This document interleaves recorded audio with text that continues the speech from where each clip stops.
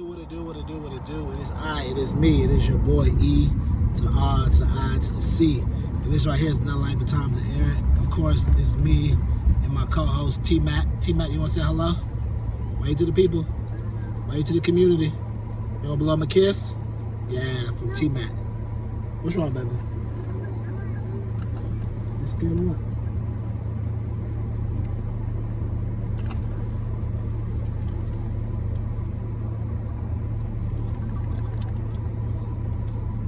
You're T-Mac. Hot Boogie's not with us. She's at home with First Lady. She hasn't been feeling well lately.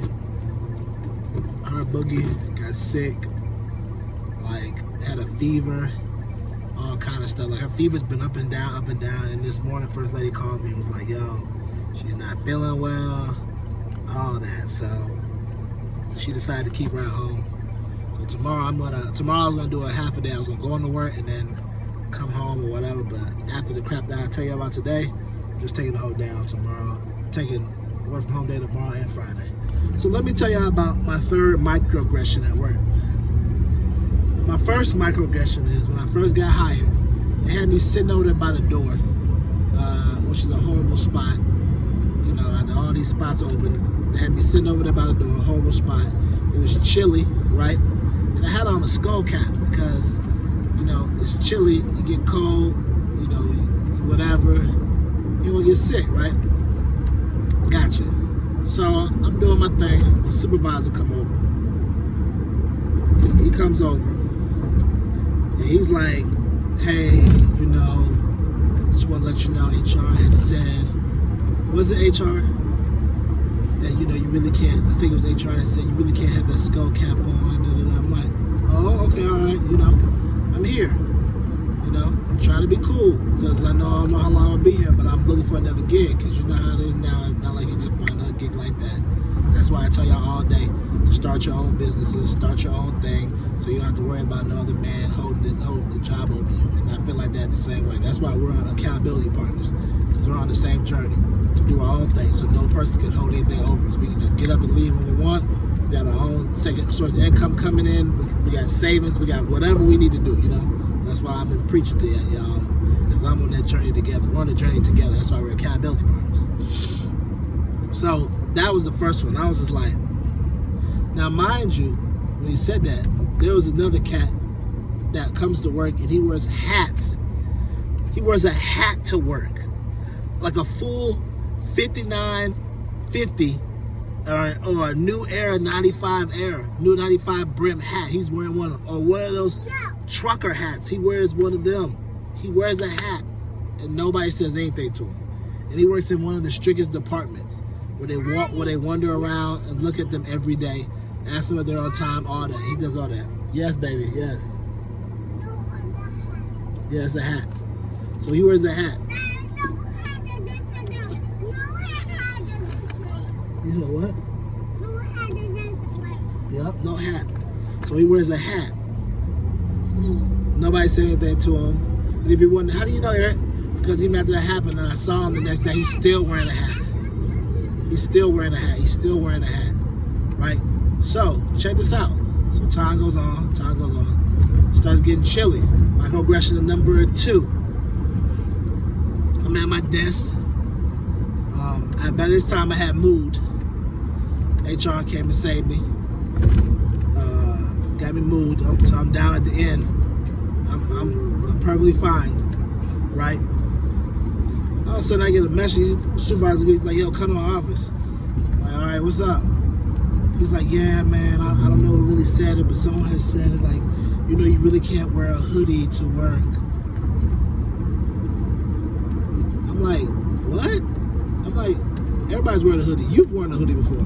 "Yeah, I know, that's why it's kind of weird, you know," and, you know, I'm like, you know that you've done it, and you know this is weird. Why didn't you tell them, "Hey, man, this ain't cool, we should just let this go, blah, blah, blah"? But you didn't.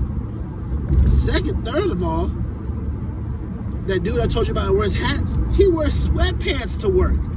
And then we have another lady in analytics that wears leggings to work with a hoodie every day and a bomber jacket.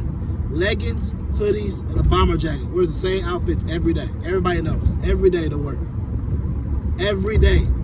And no one has once said, hey, you shouldn't wear that. She continues to wear it every day. And I'm sitting there looking at her. And then on top of that, I see other people that I walk past that I got sweatshirts on. So I'm walking back to my desk and I see all this. Then I get on Teams and I text them. I'm like, look, I'm walking by people with people hoodies on right now, sweatshirts on right now. I was like, look, man, I'm just looking to be treated fairly like everybody else. Yeah, man, I understand. No, you don't understand. Because if you did, you would have checked that comment when they said they wanted you to tell me. You would have ignored it, not even told me, because you've worn a hoodie before. You get what I'm saying? So then, me being me, you know what I did? Didn't wear a hoodie for about a week. Then I brought the hoodie back out. As y'all can see from the videos, I brought the hoodie back out. Had a hoodie this week, had a hoodie next week. And you know what? All I kept saying to myself was, I'm waiting for somebody to say something else to me again about my hoodie, like I did a video on. Daddy. Yes, baby. Okay, baby, give me some time. I'll play still for you, okay? All I kept saying was, I'm waiting for somebody else to say something else about my hoodie, because as soon as they do, and I told you, yep, it's an airplane, baby. Because as soon as they do, yeah, it's a bird, baby. Because as soon as they do, like I told y'all before, I was waiting for somebody to say something else about my hoodie. Because as soon as they did, it would have been like, well, you know, Eric, I tell you something about the hoodie. I would have been like, you know something? Let's me, you, and whoever says they got a problem, let's go talk to HR, and we can get this all squashed out. Because I guarantee y'all that's not where y'all want to go with y'all microaggression. Because if we go in there, I see a lot of people that are of the Caucasian persuasion, or maybe on the right complexion for protection. They're doing things that are opposite what you're telling me. They got a hoodie on, Crocs on, wearing a baseball cap. Okay, we get some candy when we get home, okay, baby? Okay. They got Crocs on. Make it make sense, Sway. Make it make sense.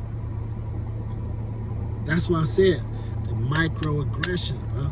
I don't get paid enough to deal with this. And if I did get paid enough, I still wouldn't deal with it, because I would say something. I would say something, but I would do it in a way where I would go about it, just document everything, and go right to HR. You know what I'm saying? But then again, when you get paid more money, a lot of times you ain't got to deal with certain stuff, because why? People don't got time to be worried about what your attire is, because it's all about making money. And they worry about this other dumb stuff. You wearing a hoodie? My last gig was making 6 figures. It wasn't about if you were wearing a hoodie. It was about, yo, you making results happen. You making results happen? I don't care if you got a hoodie on or a white beater on. You better make the results happen. That's what it was about. So the third microaggression happened today. So I'm up at my desk at my new area where I've been sitting for like the last 3 months, no issues, right? My supervisor, the third supervisor on the list, I saw him walking down, and I guess he sees me, and I'm over there talking to one of the other guys. I'm laughing with him, but he sees me, walks down the aisleway, looks around, comes back, then all of a sudden I go to my desk, and I get a Teams message from my supervisor saying, hey, if you get a chance, come holler at me. I got a new place for you to move. So on a Wednesday at 2:43, now all of a sudden I need to move spots again. Knowing all this week, you haven't said anything about me moving. You haven't said anything about me moving last week. None of that. And we're supposed to be hiring some new people too as well. And we're supposed to be hiring some new people as well too. So where they gonna go? Ain't too many desks for them to go. Interesting. Where they gonna go? Where they gonna go? Okay, get some candy when we get home, baby. Where they gonna go? Talking about my desk has been confiscated for the IT department. Really? Sure it has. Sure it has. So I guess he knew he was in the wrong. I guess he could tell by my body language. I was just kind of giving him a look like. So I was like, all of us are moving over here? Yeah, all of us are moving over here. Not to mention, one of my boys, he's the, I'm not diming nobody out, but he is the right complexion for protection. He's sitting where I am on the other side. He's sitting across from me. And they're like, all CSMs are moving. Well, if that's the case, then he would have been moved. Right? Because it would have been like, we're all moving. No. What it is I'm being moved because they're trying to check me, trying to put me in my place. Because that guy, the third supervisor, Ryan, all of a sudden feels like he saw me laughing. I guess he feels like I'm not doing no work, so they're like, let's move him back over here. Now these two, one of the desks that I moved to have been sitting there empty all this time, no issues, no problems. Now all of a sudden now, they want to fill it with me. And if they're hiring 2 new people, won't they fill it with the new people then?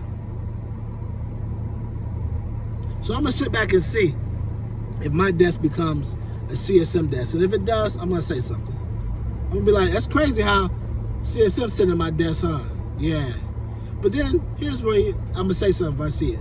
But here's the even crazier part on how you know what had happened to me was weird, strange, and they know they're in the wrong. Whenever somebody does something wrong, they always try to go out their way to butter you up or be nice or see how you're doing. And in my case, when it's, or you're a minority, whenever it's somebody that's trying to microaggress you, whether they be white, black, whoever, they always try to, as they do something wrong, try to smooth it out or try to talk to you. Majority of the time. A lot of times white people do this, which I've noticed. So after it happened, I'm getting ready to go. He hits me with a Teams message. Hey, if you get a chance, let me talk to you. I'm thinking it's about the project. He come in, he's like, hey, close the door. I'm like, what's up? Just want to talk to you, man. I want to see how you doing. I want to see how you been. I'm looking like, he's like, what? I'm just staring at him because in my mind, I'm like, bro, I've seen you the last 3 weeks. I've seen you the last 3 weeks. We had a conversation a week ago after I told you I had a meeting with somebody. And not once did you say, hey, Eric, close the door. Let me sit down and talk to you. See how you're doing. See what's going on with you. See how everything's been. Not once did you say any of that. But today, after you know you in the wrong and you did some foul stuff by saying that I had to move because of this CSM crap, now you want to ask me, hey, how you doing? You doing good? I'm like, yeah, what's up? I'm like, yeah, I'm like, what's up? I just want to see if you liking the job, you know, if you fine, everything's all good. I'm like, yeah. I'm like, and then I make some stuff up like, yeah, man, other than that, everything's good. Only thing is that, you know, I got this crazy new gig coming up that's going to be, you know, monthly with some plants. And, oh, yeah, then I just switched to that crap because I'm like, bro, I ain't trying to hear what you're trying to talk to me about. You cool because you don't be on nobody. But as far as this other microaggression stuff, I'm not buying it, bro. I see through this bull. I see through this BS. I see what you're doing.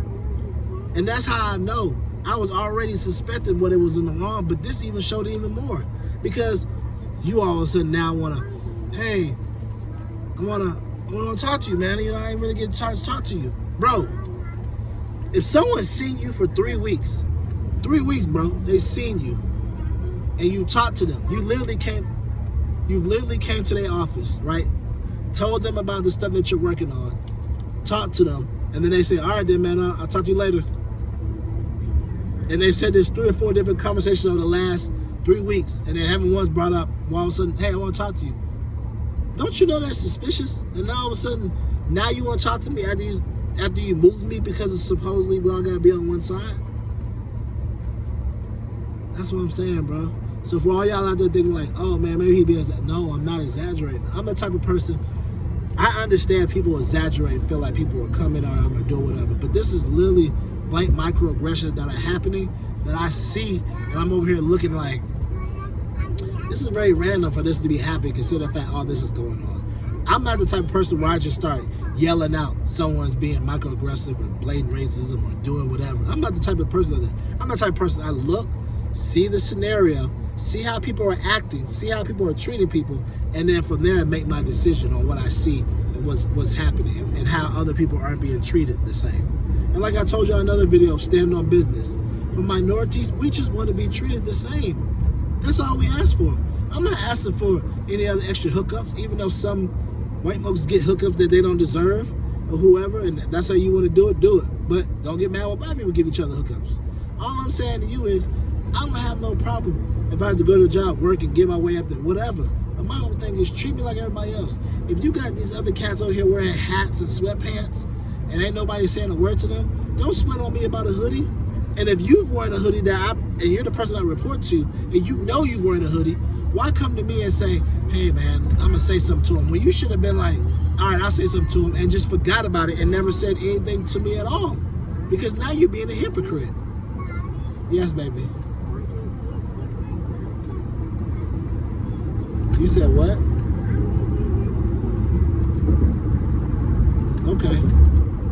when we get home, do you want some candy? Mommy, Yeah. Daddy, Yep. get that Yep. Yes, indeed. Yeah. Yeah. Yep.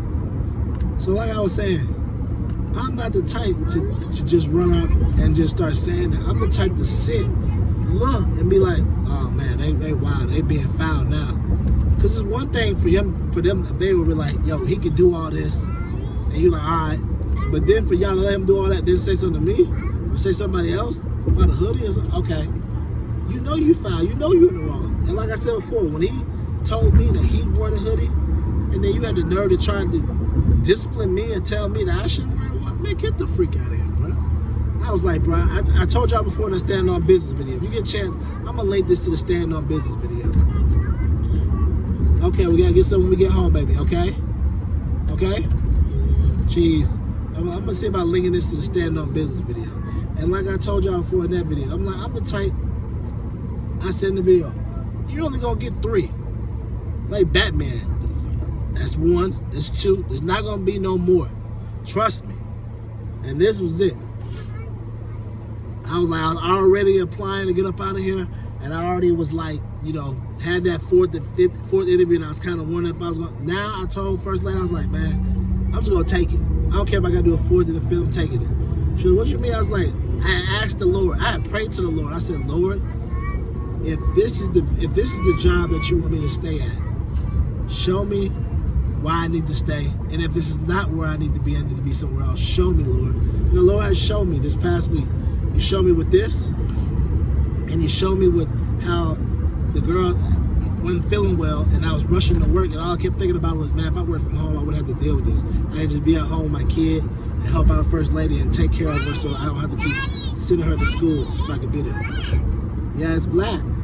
So I could just be home with her, you know what I'm saying? I could be at home with my kid, make sure they're good, take care of them, make sure they're straight. Because at the end of the day, this job crap don't matter. You know what I'm saying? Because I already know what my goal is to build my own thing. Have my own ownership. This job, man, they ain't give me no equity, they ain't give me none of that crap. Screw them. You know what I'm saying? It's a job. So, like I said before, with that being said, I asked the Lord for the signs, and He showed me the signs. That's how the Lord will work. When you ask the Lord for something, and you believe He's gonna give it to you, He'll give it to you. I said, Lord, if this is where I need to be, Lord, because I want to make the right decision, show me where I need to be. If this is where I need to take this job, Lord, because I know they're gonna offer it to me, because I'm gonna kill the interview tomorrow. They have the whole, yep, mommy coffee, because I'm gonna kill the whole, what's the name they offer that got tomorrow. What's the name tomorrow's gonna be like a panel interview. I'm gonna kill that. They have a 5th interview. I'm gonna kill that too. I murder the interviews. I got it. You know what I'm saying? I'm walking with the Lord, and the Lord wants me to have this. So I'm a murderer. Don't even no hands down, whatever. So I told the Lord, I said, Lord, if this is where I want me to be, show me the signs, Lord, that this is the job I need to be. Yep, you got a picture. Good job. I said, Lord, show me the signs. This is the job I need to be at. I need to not be at. Show me the job. This is where I need to be. And this is it. If it's not, Lord, show me. And I asked, and I just kept waiting. I was like, all right, I got about a week or so. Let's see. I asked. I didn't really hear anything, see anything. And all of a sudden, last week, kind of showing up late. It's like, I kept thinking to myself, like, man, if I had work from home, I'd be good. I was like, all right. And then it kind of happened. It happened. And then I had to get on the toll. And I was like, man, I don't know. And then I kept telling the Lord, I'm applying for jobs. I kept pushing it off. Y'all. I remember I told y'all. And then this morning I prayed and I started applying for jobs. And then all of a sudden, this happened, and I was like, yep. I had this sealed deal that confirmed it. Because some of y'all might be like, well, Eric, it really ain't that serious, you know what I'm saying? They could just be moving you. Now I told our supervisor, I was like, you guys, besides you guys moving me to this little desk, he's like, yeah, you know, I've been moving before. Yeah. I'm throwing that out there subtle like that because I know what you're telling me is BS about moving all the CSMs in one area. But I'm trying not to be that guy. Because I couldn't be that guy and be like, if that's the case, then why did the other CSM move? But I'm not doing all that. I could do that, but I'm not. But, you know what I'm saying? I don't just want to see his response. He was just kind of like, well, you know, like, CSM. I was like, yeah, you you saying is nothing, but all of a sudden now you want to talk to me, and you ain't talked to me in 2 or 3 weeks. Interesting. I wanted to say that, but I was like, oh, I'm just chill. See, here's the thing though. The really arrogant me be wanting to go off. But like I said before, I'm a victim to a job because I haven't developed my own other stream. I had my own stream of water going, but then that got taken away. So I haven't developed my other stream. That's why I say we're on an accountability journey together. We're working on our dreams together.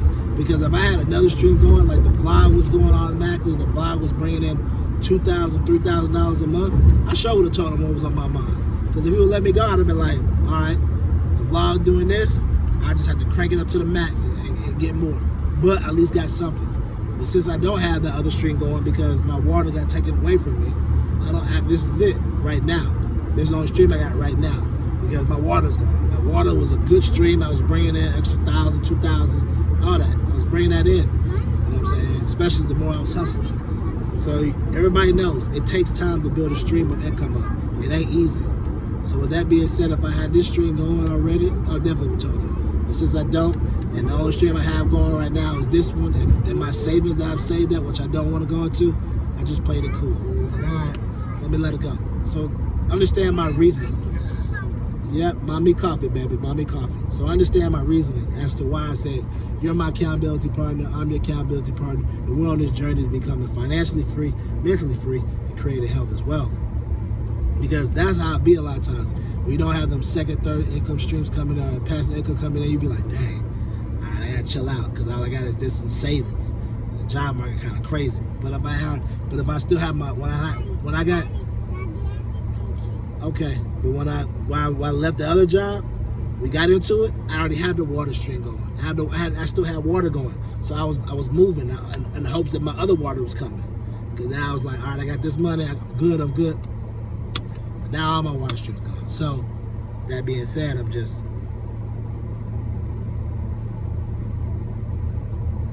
screwed. But it is what it is. But like I said before, I'm gonna connect this to the stand on business video so you can see what's going on. But like I said, this is the third microaggression. Ain't gonna be no more. I spent the rest of the last 2 hours of work, 3 hours of work, just sitting on my computer applying for jobs. Before I be doing it on my phone, but I just sat there, fixed up my resume, found my resume on a couple other jobs. I was just sitting there applying. You know, at this point, you just don't even care no more. Because at this point, you don't care, I don't care. And that's how you have to be. If people don't respect you, people want to microaggression you, don't care. Don't care, don't care, don't care, I don't care. I'm gonna be like my old coworker, kept his resume on his computer, he just did what he wanted to do. Do the same thing. If people don't respect you, they try to play with you thinking that you won't leave or you need this job, go and pick yourself up, find somewhere else where you're appreciated and respected and cared for. So yeah, man, remember that. Remember, I'm your accountability, you're my accountability. We're on this journey. And remember, the word for the day, the word for the month, the word for the week, the word for the year, and the word every week is be intentional and meticulous. Be intentional, be meticulous. Be intentional, be meticulous. And that's what I did. Be intentional and meticulous about acing this interview tomorrow and the next one, and find all these other and